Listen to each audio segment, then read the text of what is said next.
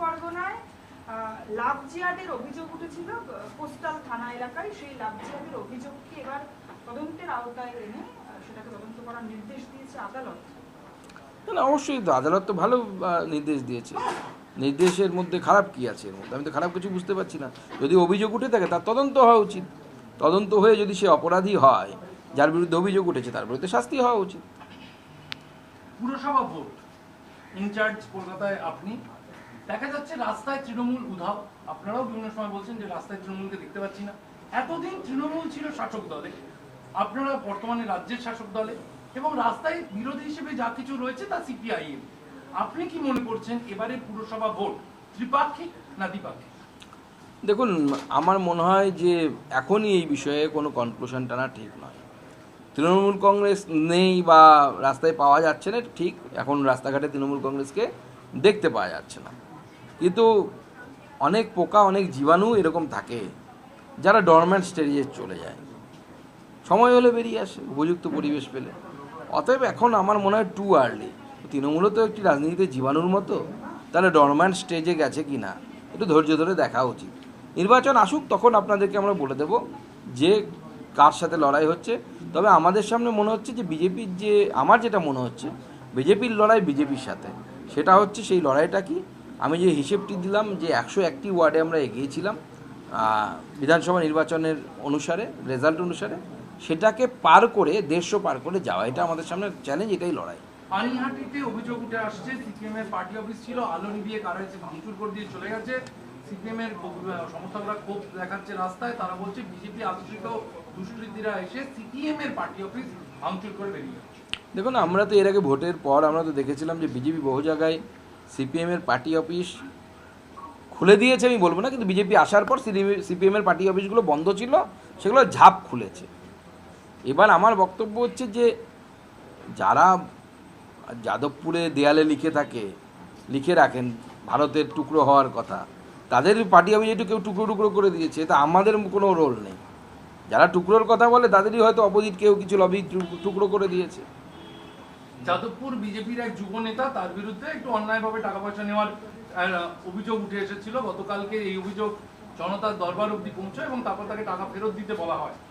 আজ কুণাল ঘোষ পোস্ট করে বলছেন যে বিজেপি বিধায়কের সঙ্গে তার এত ছবি কেন? বিধায়ক কি এনাকে চেনেন?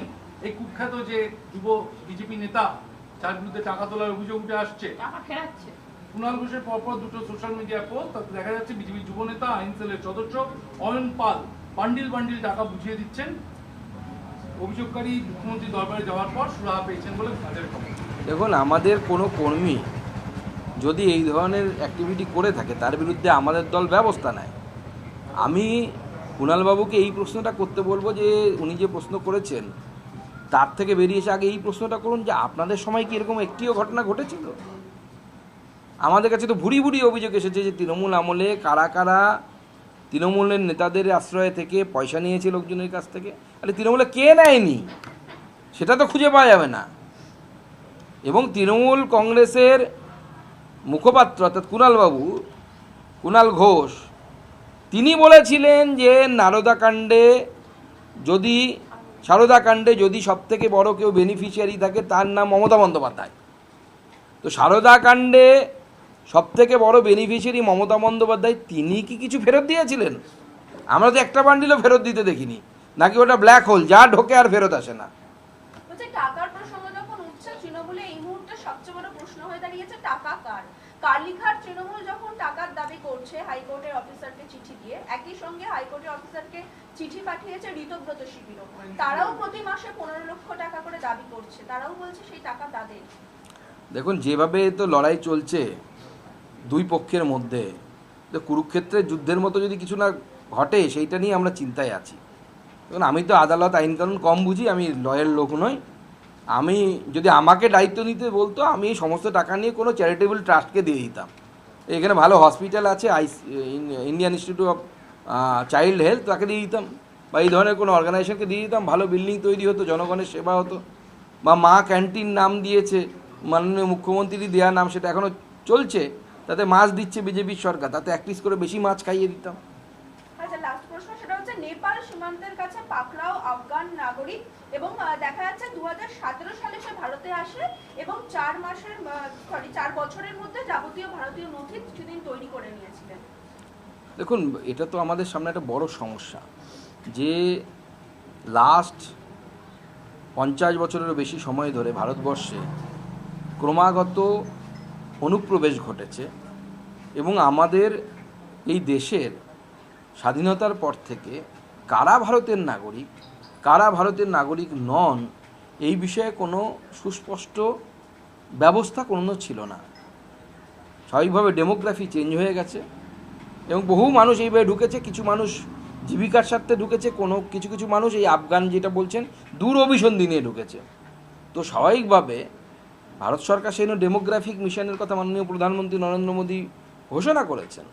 দরকার, এটা খুবই দরকার যে একটা দেশ চুরি হয়ে যাচ্ছে দিনের আলোর মধ্যে, কেউ ধরতে পারছে না, কেউ দেখতে পাচ্ছে না, মানে বুঝতে পারছে কিন্তু ধরতে পারছে না, এটা তো চলতে পারে না। ভারতবর্ষের ডেমোগ্রাফিকে চেঞ্জ করে যে বৃহত্তর পরিকল্পনা চলছে তার বিরুদ্ধে নিশ্চয়ই কেন্দ্র সরকারের নেতৃত্বে আমাদের রাজ্য সরকারও এই বিষয়ে সঠিক পদক্ষেপ আগামী দিনে গ্রহণ করবে। কলকাতা পুরসভার যে ভোট তার আগে দুটো টেকনিক্যাল চ্যালেঞ্জ আছে। একটা হচ্ছে যে এসআইআর এ এখনো পর্যন্ত ট্রাইব্যুনালে কয়েক লক্ষ মানুষের নাম আটকে আছে, তাদের একটা অংশ হয়তো কলকাতারও নাগরিক তারা। এবং এই যে 209টা ওয়ার্ড করা হলো, সেই 209টা ওয়ার্ডে যে পরিকাঠামো সরকারি হওয়া উচিত তা হয়তো এখনো তৈরি হয়নি। এই দুটো চ্যালেঞ্জকে শাসক দলের ইনচার্জ কিভাবে দেখছেন? দেখুন, এটা তো নির্বাচন কমিশনের কাজ। নির্বাচন কমিশন, স্টেট ইলেকশন কমিশন নিশ্চয়ই করবে এই বিষয়ে, চিন্তাভাবনা করবে। আর বাদবাকি যে এসআইআর অর্থাৎ আন্ডার জুরিসডিকশনে যারা আছেন, তো জুরিসডিকশনের মধ্যে একটা নির্দিষ্ট সময় পর্যন্ত ইলেকশন কমিশন নিশ্চয়ই ডেট দেবে। সেই পর্যন্ত জুরিসডিকশনে যাদেরটা ফয়সালা হয়ে পজিটিভ হবে তাদেরকে নিয়ে গঠিত ভোটার লিস্টে ভোট হবে। এতে খুব বেশি জটিলতার কিছু আছে বলে তো আমার মনে হচ্ছে না। নবদ্বীপে দেখা যাচ্ছে যে ভেজাল দুধের কারখানা, স্থানীয় বিজেপি নেতৃত্ব পুলিশ তারা অভিযান করার পরে তার কারখানাটার পর্দা ফাঁস হলো যে ভেজাল দুধের কারবার চলছে নবদ্বীপ। তার মানে এতদিন এটা চলতো, এতদিন চলতো, এমনি তো চলেনি। গাড়ি তো পেট্রোল ছাড়া চলে না, ডিজেল ছাড়া চলে না। তাহলে পেট্রোল বা ডিজেল কোথাও গেছে, কোথাও ঢালা হয়েছে পেট্রোল ডিজেল। এবার নদিয়ার কোন নেতা, কোন নদের নিমাইটা এতদিন ধরে এগুলো খেয়েছে, দই, দুধ, ক্ষীর, সব হিসেব করা হবে, চিন্তা নেই।